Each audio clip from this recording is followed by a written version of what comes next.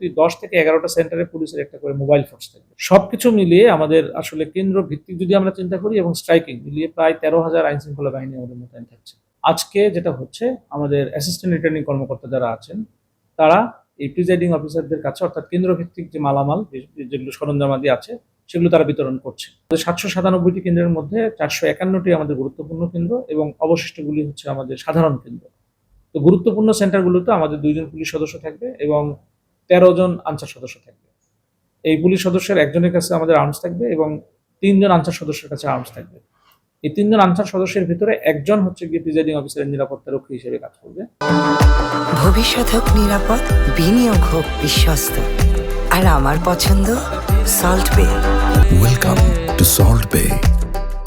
আর বাদবাকি আনসার সদস্যরা আমাদের কেন্দ্র ম্যানেজমেন্টের জন্য যেটা আইন শৃঙ্খলা যেটা সেই বিষয়গুলো দেখবে। এই আমাদের প্রতিটি ভোট কেন্দ্রে আছে সিসি ক্যামেরা আছে। এই 797টি সেন্টারেই আমরা সিসি ক্যামেরা লাগিয়েছি। এর বাইরেও আমরা যে 451টি সেন্টারের কথা বললাম যেগুলো গুরুত্বপূর্ণ সেগুলো পুলিশ সদস্যদের কাছে বডি অন ক্যামেরা থাকছে। এই ক্যামেরাটা বিশেষত্ব হচ্ছে যে আপনার এটা যেদিকে মুখ করবে পুলিশ সদস্য সেটাই ট্র্যাক হয়ে যাবে এবং একই সাথে ওই তাকে সার্কেল করে 200 গজ পর্যন্ত সেই শব্দ ট্র্যাক করতে পারে এবং এখানে আর্টিফিশিয়াল ইন্টেলিজেন্স ব্যবহার করা আছে। এই সাউন্ডিংগুলো এখানে আপনার অ্যানালাইসিস করে দেখার বিষয় আছে যে বাইরে কোনো ধরনের কোনো ষড়যন্ত্র অথবা এমন কোনো কিছু দুরভিসন্ধি কেউ করছে কিনা এই বিষয়গুলো ট্র্যাক করার সুযোগ থাকছে।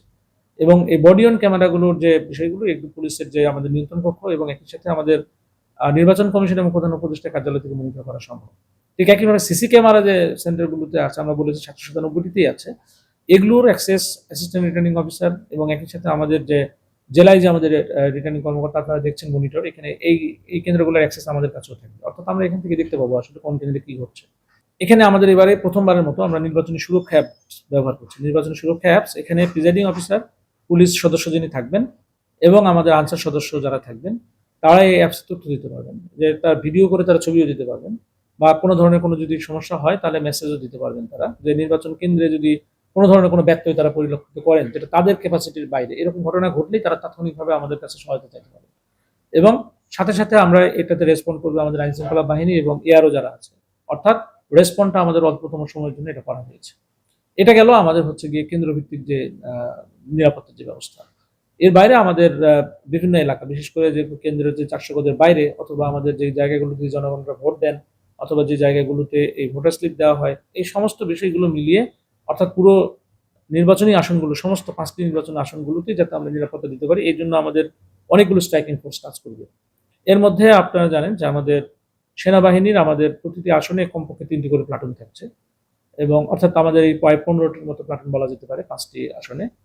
আমাদের বিজিবির 14টা প্লাটুন কাজ করবে 5টি আসনে, কোনো আসনে 2টা কোনো আসনে 3টা, এটা সাইজের উপরে নির্ভর করে।